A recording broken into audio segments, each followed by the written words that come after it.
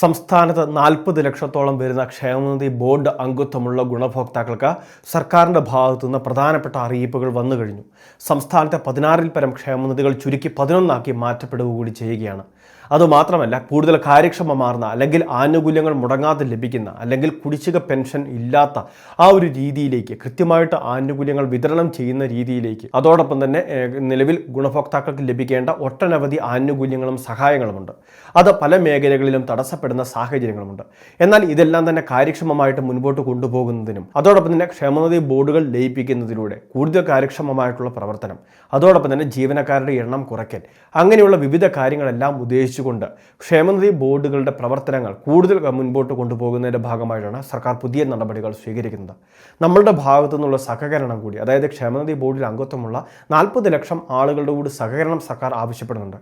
കാരണം മറ്റൊന്നുമില്ല, വരുന്ന മാസങ്ങളോടെ തന്നെ നമുക്ക് വ്യക്തിഗത തിരിച്ചറിയൽ കാർഡുകൾ ലഭിക്കുകയാണ്. പിന്നീട് ഓരോ സ്കീമിലേക്ക് അപേക്ഷ വയ്ക്കുമ്പോഴും അല്ലെങ്കിൽ ഓരോ ആനുകൂല്യങ്ങൾക്ക് അപേക്ഷ വയ്ക്കാനും തിരിച്ചറിയൽ കാർഡ് ഉൾപ്പെടെയുള്ള കാര്യങ്ങൾ വേണമെന്നൊരു കാര്യം പ്രധാനമായിട്ട് ഗുണഭോക്താക്കൾ ശ്രദ്ധിക്കുക. അതുകൊണ്ടൊക്കെ തന്നെയാണ് ഇപ്പോൾ നമ്മളുടെ ഭാഗത്തു നിന്ന് സർക്കാർ ആവശ്യപ്പെടുന്നത്, നമ്മൾ കൊടുത്തിട്ടുള്ള രേഖകളിലെ എന്തെങ്കിലുമൊക്കെ പൊരുത്തക്കേടുകളുണ്ട് എങ്കിൽ അത് തിരുത്തുന്നതിന് വേണ്ടി, അതോടൊപ്പം തന്നെ കൂടുതൽ കൃത്യമായിട്ടുള്ള വിവരശേഖരണത്തിന് വേണ്ടി രേഖകൾ പുതുക്കുന്നതിനുള്ള നിർദ്ദേശവും വിവിധ ക്ഷേമനിധി ബോർഡുകൾ നടത്തിയിട്ടുണ്ട്. അതിനോട് നമ്മൾ സഹകരിക്കുക എന്നുള്ളതാണ് ഈ സമയത്ത് നമ്മൾ ചെയ്യേണ്ടത്. ജില്ലാ ഓഫീസുകളുമായിട്ട് ബന്ധപ്പെട്ട് ഇപ്പോൾ രേഖാസമർപ്പണം ഉൾപ്പെടെയുള്ള കാര്യങ്ങൾ സ്വീകരിച്ചുകൊണ്ടിരിക്കുകയാണ്. പുതുക്കൽ ആവശ്യപ്പെട്ട് നമുക്ക് അറിയിപ്പ് ലഭിച്ചിട്ടുള്ള വിവിധ ക്ഷേമനിധി ബോർഡുകളുണ്ട്. പ്രത്യേകിച്ച് തൊഴിലാളി ക്ഷേമനിധി ബോർഡിലൊക്കെ ഇത്തരത്തിൽ അറിയിപ്പ് വന്നു കഴിഞ്ഞു.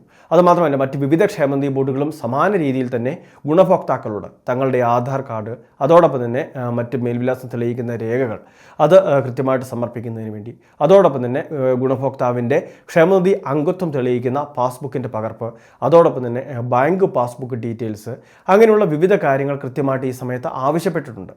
അത് ഒരു പുതുക്കലിന് വേണ്ടി, അതോടൊപ്പം തന്നെ രേഖകൾ കൃത്യമാണോ എന്ന് പരിശോധിക്കുന്നതിന് വേണ്ടിയൊക്കെയാണ് ഇത് ആവശ്യപ്പെടുന്നത്. കാരണം ഇതിനെയെല്ലാം അടിസ്ഥാനമാക്കിയായിരിക്കും പുതിയ ഐഡൻറ്റിറ്റി കാർഡുകൾ, ക്ഷേമനിധി അംഗത്വത്തെ സംബന്ധിച്ചുള്ള കൃത്യമായിട്ടുള്ള ഐഡൻറ്റിറ്റി കാർഡുകൾ നമുക്ക് ലഭിക്കുക. പിന്നീട് ഈ കാർഡ് ഉപയോഗിച്ചായിരിക്കും വിവിധ ആനുകൂല്യങ്ങൾക്ക് നമ്മൾ അപേക്ഷ വയ്ക്കുന്നത്. ഒട്ടനവധി ആനുകൂല്യങ്ങളാണ് നമുക്ക് ഈ ക്ഷേമനിധി ബോർഡ് വഴിയൊക്കെ ലഭിച്ചുകൊണ്ടിരിക്കുന്നത്. പെൺമക്കളുണ്ടെങ്കിൽ അവരുടെ വിവാഹ ധനസഹായത്തിനുള്ള സാമ്പത്തിക സഹായ പദ്ധതികളുണ്ട്. അതോടൊപ്പം തന്നെ മക്കൾക്ക് വിദ്യാഭ്യാസ ധനസഹായം സ്കോളർഷിപ്പുകളായിട്ട് വിതരണം ചെയ്യുന്ന പദ്ധതികളുണ്ട്. അതോടൊപ്പം തന്നെ സ്കൂൾ തുറക്കുന്ന സമയത്ത് വിദ്യാർത്ഥികൾക്ക് പഠനോപകരണ കിറ്റുകൾ വിതരണം ചെയ്യുന്ന അങ്ങനെയുള്ള വിവിധ പദ്ധതികളുണ്ട്. അതോടൊപ്പം തന്നെ ഉയർന്ന വിദ്യാഭ്യാസ സ്ഥാപനങ്ങളിൽ നല്ല മാർക്ക് വാങ്ങി വിജയിക്കുമ്പോൾ അവർക്ക് ക്യാഷ് അവാർഡുകൾ നൽകുന്ന സ്കീമുകൾ, അങ്ങനെയുള്ള വിവിധ ആനുകൂല്യങ്ങൾ. ഇനി പ്രസവാനന്തര ആനുകൂല്യങ്ങൾ ലഭിക്കുന്ന വിവിധ ക്ഷേമനിധി ബോർഡുകളുണ്ട്. അതോടൊപ്പം തന്നെ പെൻഷൻ ഉൾപ്പെടെയുള്ള ആനുകൂല്യങ്ങൾ. അപ്പോൾ ഇങ്ങനെ ഓരോ സമയത്തും വ്യത്യസ്തമായിട്ടുള്ള ആനുകൂല്യങ്ങളെല്ലാം ലഭിക്കണമെങ്കിൽ ഈ പദ്ധതികളോട്, അതായത് ഈ രേഖാ പുതുക്കലിനോടൊക്കെ നമ്മൾ സഹകരിച്ചേ മതിയാകൂ. അതോടൊപ്പം തന്നെ അംശാദായം അടയ്ക്കുന്ന കാര്യങ്ങളിൽ വീഴ്ച വരുത്തിയിട്ടുണ്ട് എങ്കിൽ അത് കൃത്യമായിട്ട് തിരിച്ചടച്ച് അത് പുതുക്കിയെടുക്കുന്നതിന് വേണ്ടിയൊക്കെ ഗുണഭോക്താക്കൾ ശ്രദ്ധിക്കുക. എല്ലാ ക്ഷേമനിധി ബോർഡിനും ഈ അറിയിപ്പുകളൊക്കെ പ്രധാനമായിട്ട് ബാധകമാണ്.